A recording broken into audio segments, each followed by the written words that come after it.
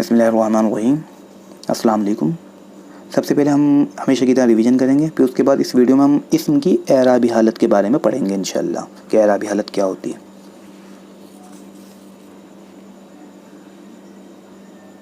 Revision دیکھ لیجئے، نیچے لکھے ہوئے جملوں کو عربی میں ٹرانسلیٹ کریں، ترجمہ کریں ان کا، ایک طرف لکھ لیں اور کوشش یہ کریں کہ جوابات کو لکھ لیں. لکھنے سے جلدی یاد ہوگا، دماغ میں دیر تک بیٹھا رہے گا انشاءاللہ. اور کسی لفظ کی اگر عربی نہ آتی ہو تو نیچے دیکھ لیں. ویسے امید تو یہی ہے کہ اب تک آپ کو یاد ہو گئے ہوں گے، نہیں ہوئے تو کوئی بات نہیں، انسان بھول جاتا ہے. بار بار ریپیٹ ہی ہم اس لیے کر رہے ہیں کہ یہ ہماری یادداشت میں محفوظ ہو جائیں.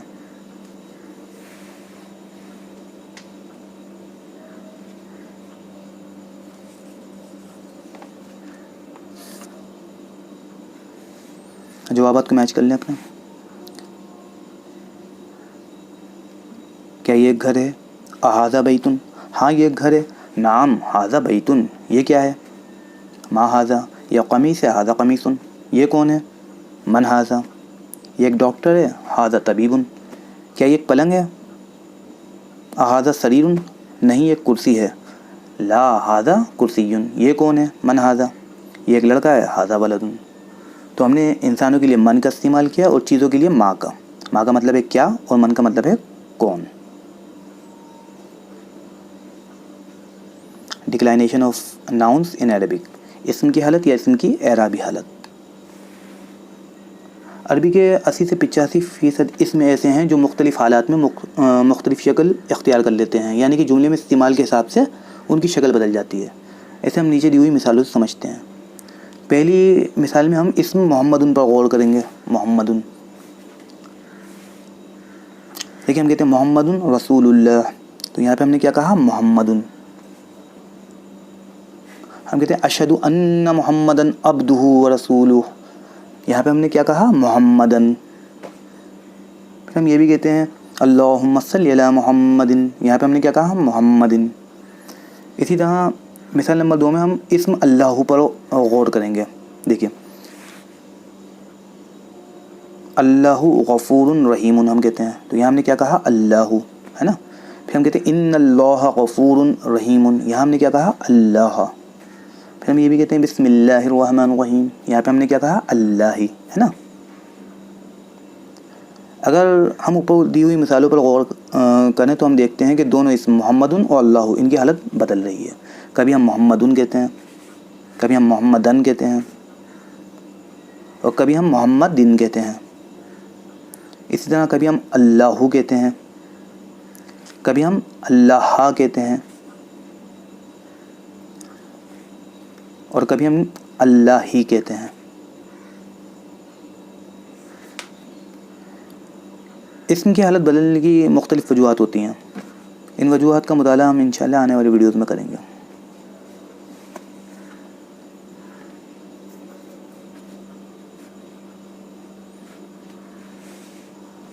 اگر کوئی اسم دمہ یعنی کہ پیش یا دمہ تنوین یعنی کہ 2 پیش کے ساتھ ختم ہو تو وہ مرفوع کہلاتا ہے. جیسے پیچھے ہم نے دیکھا محمدن آیا تھا، اللہ آیا تھا، ہے نا. محمدن دال پر ختم ہو رہا ہے اور دال پر کیا ہے؟ دمہ تنوین یعنی کہ 2 پیش، اس لیے محمدن مرفوع ہے. اسی طرح اللہ ہا پر ختم ہو رہا ہے اور ہا پر کیا ہے؟ دمہ ہے، اس لیے اللہ بھی مرفوع ہے. یہ اسم کی اعرابی حالت ہوتی ہیں اور ان کا جاننا انشاءاللہ آپ دیکھیں گے کتنا ضروری ہوتا ہے. جب آپ آگے لیسنس دیکھیں گے نا تو آپ کو پتہ چلے گا کتنا ضروری ہے ان کا جاننا.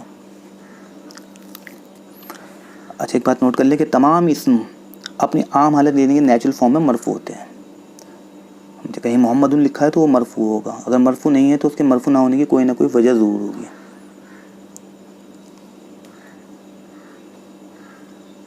اگر کوئی اسم فتح یعنی کہ زبر یا فتح تنوین 2 زبر کے ساتھ ختم ہو تو وہ منصوب کہلاتا ہے. جیسے پیچھے ہم نے دیکھا تھا محمدن آیا تھا، اللہ آیا تھا، ہے نا. محمدن دال پہ ختم ہو رہا ہے، یہاں پہ کیا ہے؟ فتح تنوین، تو یہ کیا ہے؟ منصوب. اسی طرح اللہ ہا پہ ختم ہو رہا ہے، یہاں پہ کیا ہے؟ فتح، تو یہ بھی کیا ہے؟ منصوب. اچھا محمدن کے ساتھ دیکھیں آپ ایک ایکسٹرا الف ہے، وہ اسپیلنگ رول ہے، وہ ہم انشاءاللہ آگے پڑھیں گے انشاءاللہ. اگر کوئی اسم کسرہ یعنی کہ زیر یا کسرہ تنوین یعنی کہ 2 زیر کے ساتھ ختم ہو تو وہ مجرور کہلاتا ہے. محمدن اور اللہ ہی ہم پیچھے دیکھ چکے ہیں، دال کسرہ تنوین کے ساتھ ختم ہو رہا ہے اور اللہ ہی کسرہ کے ساتھ ختم ہو رہا ہے. تو یہ کیا ہے؟ مجرور ہیں دونوں. محمدن بھی مجرور ہے اور اللہ ہی بھی مجرور ہے. اچھا ہم کوشش یہ کریں گے کہ ہم عربک ٹرمز کو ریپیٹ کریں، جیسے دمہ فتح کسرہ، دمہ تنوین فتح تنوین کسرہ تنوین، تاکہ بار بار ریپیٹ کرنے سے یہ ہماری یادداشت کا حصہ بن جائے. ٹھیک ہے نا؟ اور اگر آپ شروع میں بھول جاتے ہیں تو کوئی بات نہیں، بھولنا نیچرل ہے.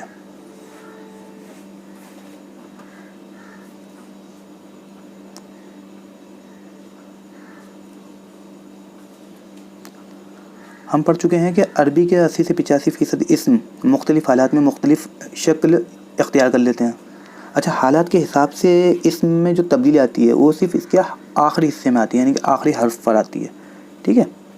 جیسے ہم نے اوپر دیکھا کہ محمدن، محمدن، محمدن، یعنی کہ دن دن دن یہ تبدیلی آئی. یا اللہ، اللہ، اللہ، یعنی کہ ہو ہا ہی یہ تبدیلی آئی.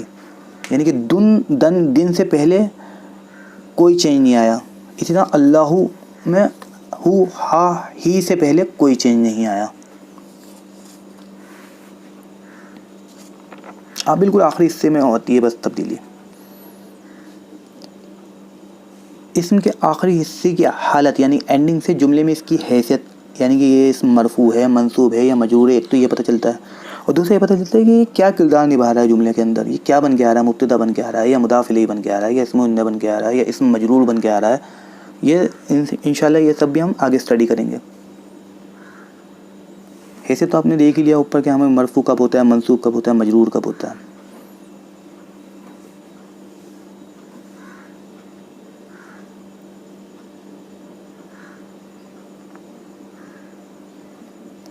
اچھا کسی اسم کے آخری حصے میں ہونے والی حرکات کی تبدیلی کو عربی گرامر میں اعراب کہتے ہیں. ٹھیک ہے؟ یہ دن دن دن جو ہے یہ اعراب ہے.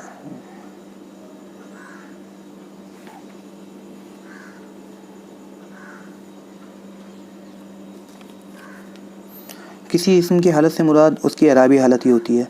اگر ہم محمدن کس حالت میں اگر ہم پوچھیں تو ہمارا مطلب یہ ہوگا کہ محمدن کی اعرابی حالت کیا ہے. پھر ہم بتائیں گے کہ یہ مرفوع ہے یا منصوب ہے یا مجرور ہے. دیکھ کیا؟ اچھا اعراب کی وجہ سے اسم کے معنی میں کوئی تبدیلی نہیں آتی، معنی وہی رہتے ہیں اسم کے.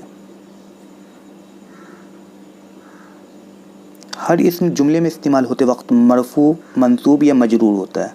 یہی ہمیں دیکھنا ہے کہ وہ مرفوع ہے، منصوب ہے یا مجرور ہے، یا منصوب کیوں ہے یا مجرور کیوں ہے. حرکات اور اعرابی حالت میں فرق. کسی اسم کی اعرابی حالت چونکہ زیادہ تر حرکات یعنی دمہ، فتح یا کسرہ کی تبدیلی سے ظاہر کی جاتی ہے، اسی لیے حرکات لگانے کو بھی غلطی سے اعراب کہہ دیتے ہیں، جبکہ ان دونوں میں فرق ہوتا ہے. لفظ محمدن کے آخری حرف دال پر جو دو پیش ہیں یہ محمدن کا اعراب ہے، جبکہ دال سے پہلے کے حروف میم، ہا، میم، ان پر جہاں کہیں بھی زبر اور پیش لگی ہوئی ہیں وہ سب اس لفظ کی حرکات ہیں. اچھا چند اور مثالیں دیکھ لیجیے، جیسے مفتاح، سریر، قمیص، کتاب. مفتاح کے ہا کے اوپر جو دو پیش ہیں یہ اس کی اعراب ہے. سریر کے را کے اوپر جو دو پیش ہیں یہ اس کی اعراب ہیں. قمیص کے صوت کے اوپر جو دو پیش ہیں یہ اس کی اعراب ہیں. کتاب کے با کے اوپر جو دو پیش ہیں وہ اس کی اعراب ہیں. اور یہ اعراب کیا بتا رہے ہیں کہ یہ تمام اسم مرفوع ہیں. ٹھیک ہے نا؟ اچھا مفتاح کا میم دیکھیے، اس کے نیچے جو زیر لگی ہوئی ہے یہ اس کی حرکت ہے یا اعراب؟ بتائیے. جی ہاں یہ حرکت ہے، اعراب نہیں ہے. اعراب کہاں ہے؟ جو ہا کے اوپر دو پیش لگے.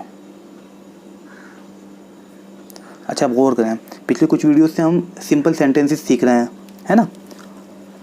جیسے کہ ھذا بیتن، ھذا قمیص، ھذا طبیب. اس ویڈیو میں ہم نے سیکھا کہ جملے میں استعمال ہوتے وقت ہر اسم یا تو مرفوع ہوتا ہے یا منصوب ہوتا ہے یا مجرور. اور ہمیں اب یہ بھی معلوم ہے کہ مرفوع کی کیا نشانی ہے، منصوب کی کیا نشانی ہے یا مجرور کی کیا نشانی ہے.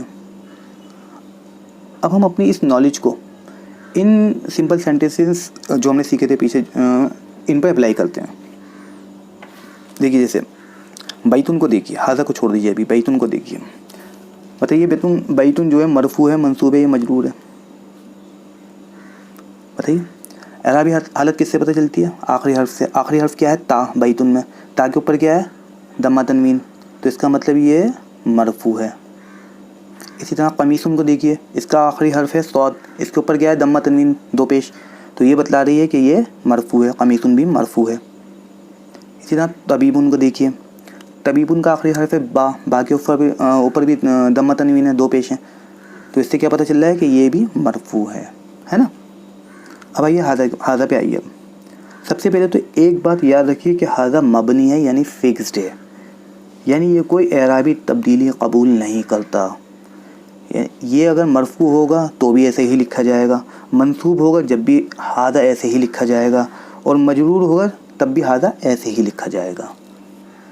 तो फिर ये सवाल उठता है हमें पता कैसे चलेगा कि हाज़ा मरफू है, मंसूब है, मजरूर। अब देखिए हाज़ा की एराबी हालत यानी कि ये मरफू है या मंसूब या मजरूर, ये इस बात से पता चलती है कि ये जुमले में कहाँ आ रहा है। अभी तो फ़िलहाल आप बस ये याद रखिए कि अगर हाज़ा जुमले के शुरू में आ रहा है तो ये मरफू होता है।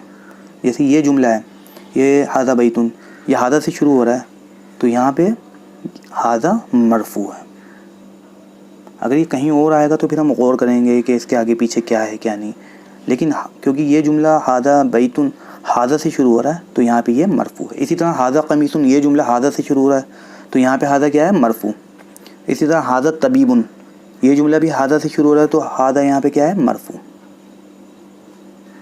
तो उम्मीद है कि थोड़ा बहुत आपको आज समझ में आ गया होगा, नहीं आया तो कोई बात नहीं, हम फिर रिपीट करेंगे इंशाल्लाह, फिर आ जाएगा, और नहीं आया तो दोबारा वीडियो देख लीजिए आप।